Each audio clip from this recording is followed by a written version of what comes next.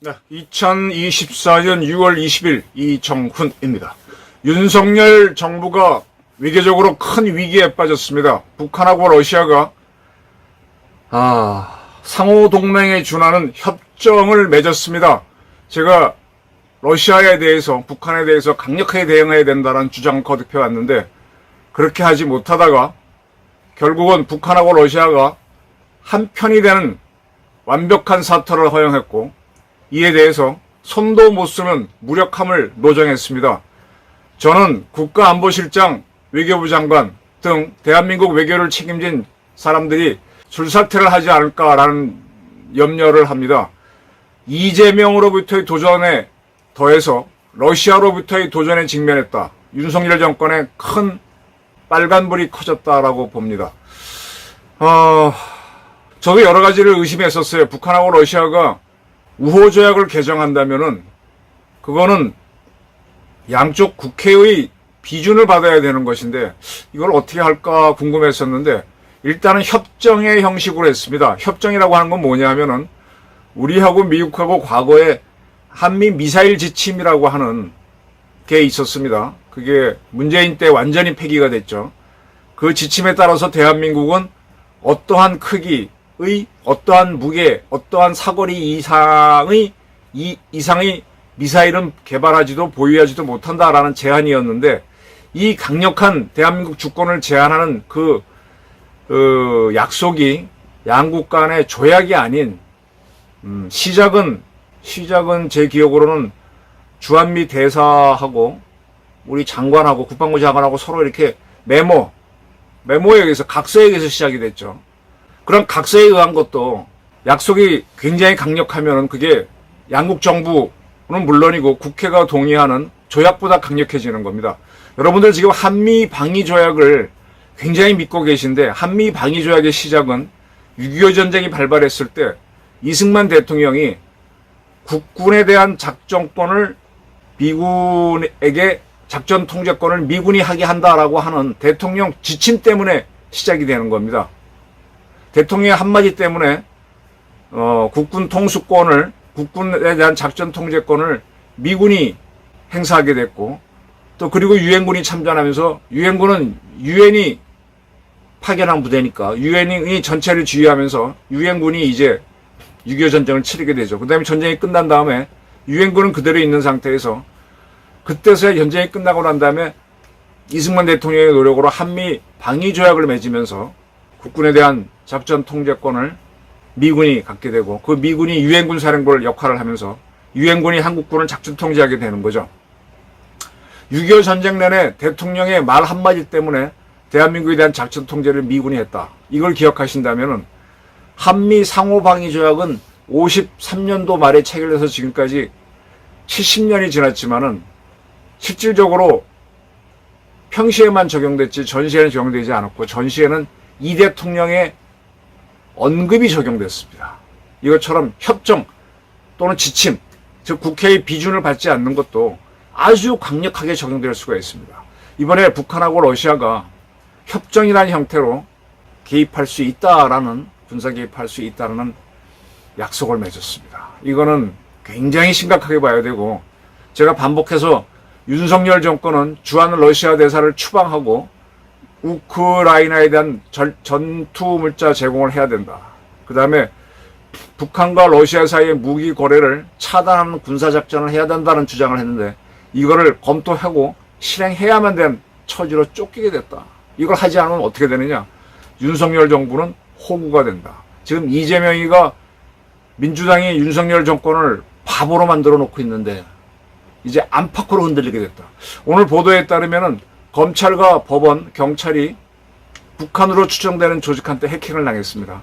지금 우리나라 중앙선관위하고 법원이 아주 10년 이상 북한한테 철저하게 해킹을 당했죠. 거기에 들어있던 중앙선관위에 있던 대한민국 유권자 정보는 전부 다 이북에 넘어갔을 겁니다. 그걸 갖고 여러 가지로 활용할 수 있어요. 제2정원에 대한 자료 갖고도 장난을 칠 수 있고 이거를 문재인 정권 내내 눈 감고 있었다는 게 큰 문제인데, 이제 저 자료를 가지고 대한민국을 흔들어 댈 겁니다. 이제 대한민국에서 뭐만 하게 되면은 이정훈이는 지금 저는 굉장히 강력한 강경파 입장을 보이고 있죠. 근데 이정훈이가 북한하고 잘 지내자고 했다라고 주장했다는 글이 어디에 올라올 수도 있는 거죠. 해킹을 해가지고. 그런 식으로 해서 계속 우리 흔들어 댈 겁니다. 이걸 지금 대한민국에서 이재명 세력 또는 범야권이 흔들어대는 것 때문에 지금 쩔쩔매고 있잖아요. 김건희 여사 디오로백 받은 거 공작을 해가지고는 흔들어대고 있는데, 그와 비슷한 공작을 이북이 해킹 자료 갖고 어마어마하게 할 수 있는 데다가 러시아와 지금 동맹 비슷한 걸 맺었으니까 그러지 않아도 핵을 갖고 있는데, 이제 북한이 어떤 식으로 당하게 되면 우리한테 러시아랑 같이 대항할 수 있으니까 더 대들게 되죠. 이걸 허용했습니다. 물론 러시아와 북한이 하는 거를 막을 도리는 없죠. 근데 거기에 대해서 경각심을 울리고 미리 선제적 대응을 하는 게 필요한데, 이제 완전히 당한 다음에 이제부터 대응한다면 허둥대는 거가 되는 거고 뒷북이 되는 거죠. 근데 뒷북조차도 유약하게 간다 그러면은 저는 자칫하면 정권 붕괴로 갈 수도 있다. 윤석열 호구구나. 덩치만 산만하게 크지 뭐 하는 게 없구나. 굉장히 위기입니다. 대한민국 제가 이 외교팀을 안보실장도 외교부 장관도 외교. 이게 굉장히 위기다 그랬는데, 물론 군인들이하고 특별히 다르겠습니까만은, 이 외교로만 하다가 지금 러시아한테 대판 속은 게 아니냐. 러시아는 전략적 동반자 관계 정도만 맺을 테니까 한국은 좀 양해해라 라고 해서, 저는 지금 가장 큰 문제를, 지금 푸틴의 방북을 앞두고 대한민국 군이 그동안 사격 훈련을 많이 해왔는데 사격 훈련을 일제히 중지했어요. 그거는 정세 관리라는 표현으로 도하 언론에 보도가 됐었습니다. 아마 러시아 측에서 대한민국 측에 요청을 했을 거라고 저는 추정이 됩니다. 이건 추정입니다. 푸틴이 방문하는데 북한하고 상호 방위 조약을 맺지 않는다. 그 조항을 부활시키지 않는다. 전략적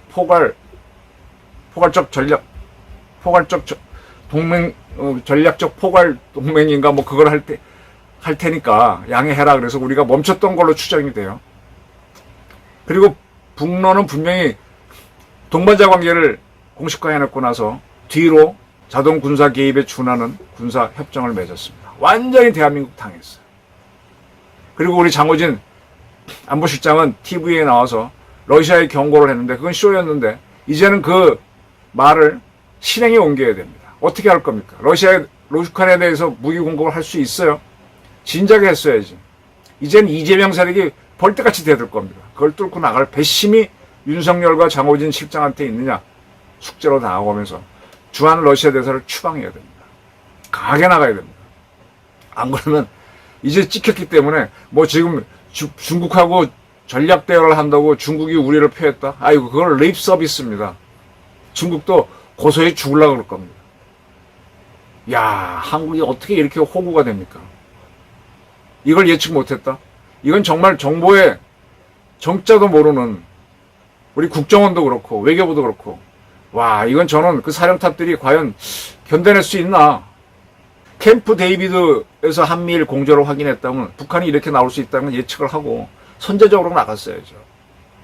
지금 할 수 있는 거는요, 윤석열 대통령이 한국도 핵무장 하겠다라는 액션을 취하는 겁니다.